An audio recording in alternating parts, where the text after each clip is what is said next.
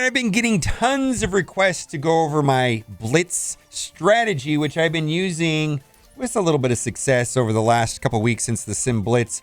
I do want to say this before I get into the actual strategy. I think the strategy that I'm going to show you in the save squads and things like that is a good strategy, and there's good teams. But I also feel that there's an unfair advantage to high collection powers, and that for Blitz to be really more fair, I believe that they should split us up.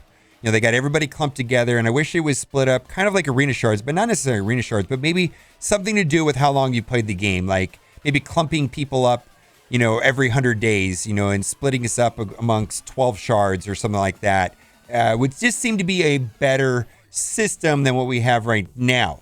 But I think the information with my save squads is helpful, and building teams and getting through it, because right now I am running 28 teams that win in the 8s, and I'm set up for a 29th team because I've excluded Wolverine and Beast off of this list, and so when Kitty Pryde and Iceman and Jubilee come out, I'll have 29 teams. So I want to explain, like, most of it is pretty straightforward.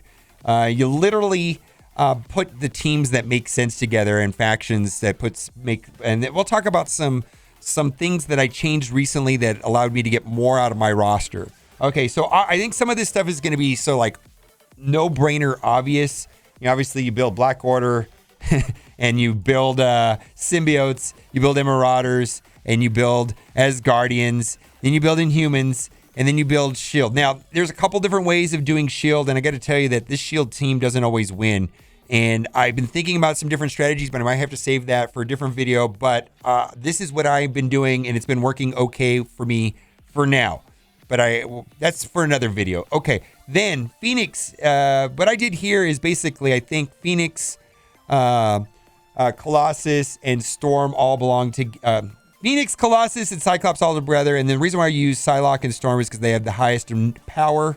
And then also, it looks like Wolverine is going to work best with Jubilee. So Wolverine, Beast, Jubilee, Kitty Pryde, and Iceman will be for a future team. Let's just keep going down. Right here, this is something I want to point out.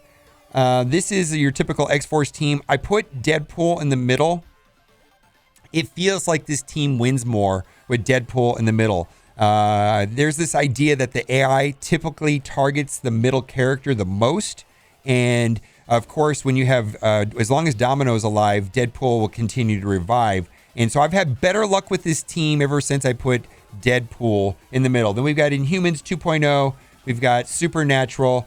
And then we'll talk about this team right here. Okay, so this is Wave 1 Avengers. And this is a temperamental team, frankly. And I did run Captain Marvel on this team in place of Shield Trooper for a long time, and it worked a lot better. But I have to be very picky on this team on where it works and when it doesn't work. And so I think it works well enough. I'm going to leave it alone because by not putting Captain Marvel here allows me to put all of my named non-minion Kree together, and this team works. So I was doing a couple things before. I was using a team called Technerva, which was basically using like Minerva, Vision alongside Star-Lord, Rocket, and Groot. And this just works better. But then I was not getting any use out of my Kree.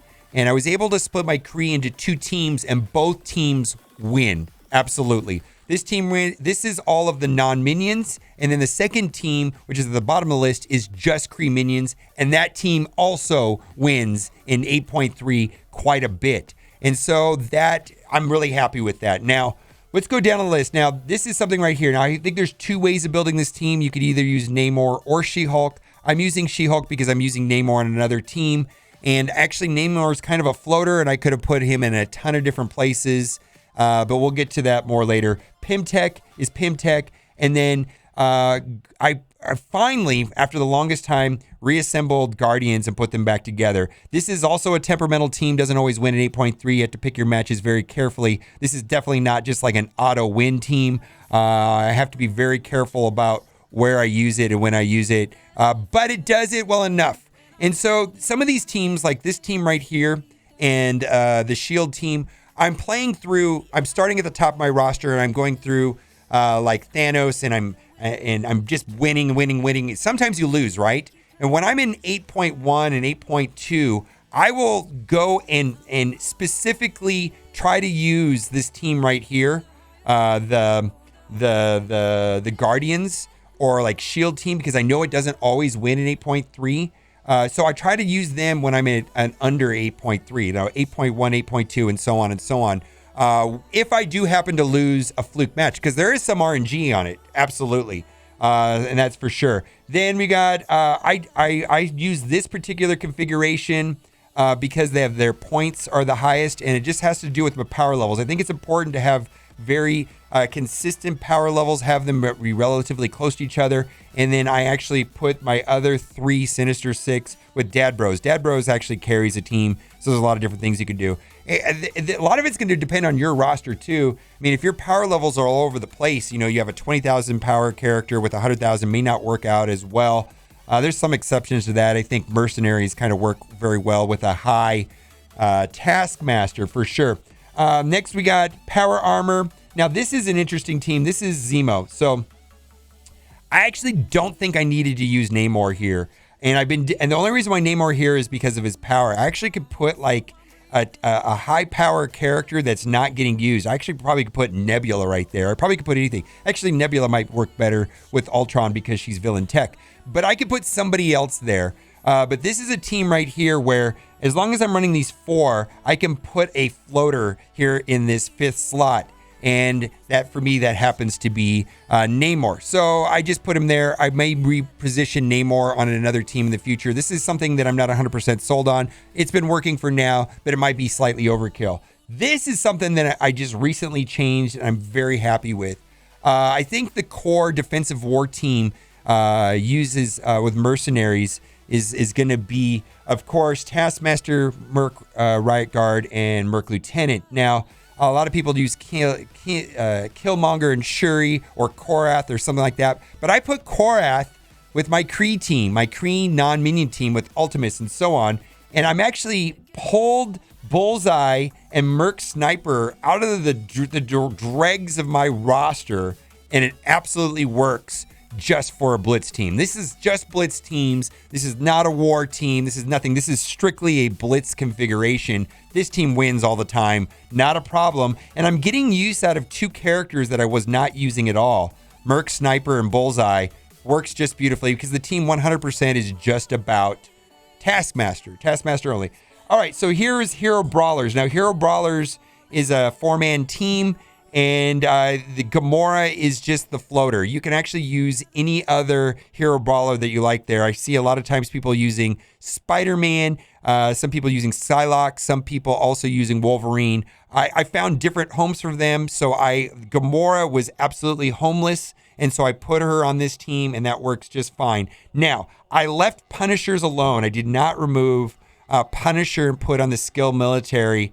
I actually want to upgrade my Punisher a little bit more. I want him to be like the highest power on this team so that he, because I know when you go up against Defender teams in war, one of the things that you go up against Punisher things in Blitz, one of the things that I'm always looking at is what is the power level on the Punisher? Because if it's a really high Punisher, sometimes you can get wiped out just by the Punisher when you hit Sim Blitz. That being said, this is a temperamental team. I try to use an 8-0, 8-1, 8-2. Unless I get lucky with a team made up full of like Nebulas, Electras, and Wolverines and Shield Medics, I typically don't just hit a Sim on this in 8.3. I've got to pick my place on that one right there. Okay, so this is where you can float the rest of your team with Ultron. Ultron really you can put any 4 there, and I typically am my leftovers. And also there are some characters that help the Ultron team, and I'm like one of them would be like Hand Sentry. Hand Sentry was on this team for a while. That worked well. I think Kingpin would be fine on this team. But you're gonna have leftover characters, and Vision's a leftover character for me. And the beauty of Vision is that he spawns with tech with defense up, so that allows Ultron to basically survive the first wave, and this team always wins. And so the other 4 characters don't matter that much. You can play with it, but you kind of want to use your dregs here, and not only just your dregs, but the dregs that have like the highest power levels, so you can get the most points when you win in Blitz. So Shield Operative is a defensive team. Maybe she'll put Ultron under stealth. Night and Earth is actually kind of terrible, and maybe she'll heal him up. But Yondu, I just didn't have another place to put Yondu, but you could use all kinds of characters in here. Your leftover characters pretty much go on. This is like your catch-all place with Ultron. And do what you need to do, but this is what I did. Okay, then we've got our standard AIM team right here. And then I'll talk about this. This happens to be working for me, and this works just fine. But I have to pick my place. I can't always win in 8.3, but I do. This is one of those teams that I also try to use in when I'm at like 8.0, 8.1, 8.2. And so Spider-Man actually works quite well on this team because I pulled Killmonger off to put Killmonger in the skill military. I've been very happy with it. It works for me.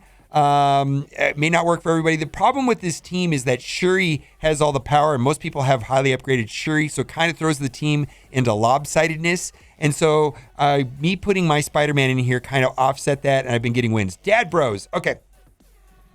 You could do almost anything you want with Dad Bros. You could almost put any 3 other characters in there, and it works. I just put my leftover Sinister Six in here, and it works fine. This is there. I may be able to put a worse team in here. I may be able to stuff Hand in here or something like that and try it. Haven't tried it out, but this has worked out just fine for me. Putting my extra 3 Sinister Six. I put my chargeable Sinister Six together, and that team up there, which is actually my war team. And then this is kind of like my leftover Sinister Six. I don't have them developed out. I don't have like 6 red stars on them and anything like that. This team works just fine. Red Skull, don't play against Red Skull, by the way. When you're going through, don't sim Blitz into Red Skull because the AI won't target Red Skull, and then you'll lose, right? And so the main thing here is I would suggest not putting Red Skull in the middle. Okay, this team right here, happens to work. I didn't know what to do with Kingpin. I put Kingpin here. Now, Kingpin does not synergize with the entire team, but it just works. Maybe it's just a fluke. Some of this might be dependent on my roster size, but this team happens to work for me. Clearly, this team would be better with Punisher in it, and I probably wouldn't have to worry about as much, but it seems to work with Kingpin. There maybe Hand Sentry would have been good in there or something like that, but Kingpin is literally just filler, and it works fine. But the other 4 are skill military. If I put Punisher in here, the risk is then I have to put something else in place of Punisher. And what I'm finding on the Defender team is that Punisher is carrying the team. And I know other people have put Spider-Man there or Miss Marvel, but the configuration that I used for my Sim Blitz, this is really the only way that I get to work. And then lastly, I'm really proud of this. All Kree minions just happens to work. Last 2 teams don't win.